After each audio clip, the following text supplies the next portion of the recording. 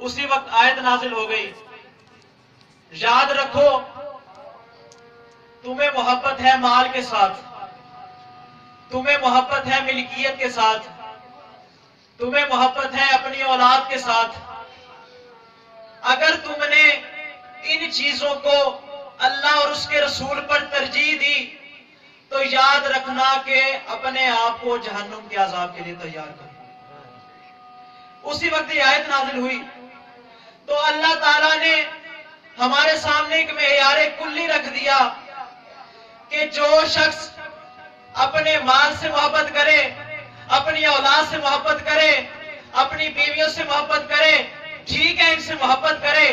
مگر ان کی محبت کو اللہ اور اس کے رسول کی محبت پر ترجیح دے تو ایسا شخص جہنمی ہے۔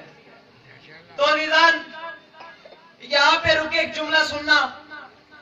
کہ جو شخص رسول کے پاس تھا، بلکہ میں کہوں گا رسول کے پاس کچھ لوگ تھے، لیکن چلو مان لیا والدین کافر تھے، لیکن اپنی اولاد کو قربان کیا، اپنے مال کو قربان کیا، اپنی جانوں کو قربان کیا،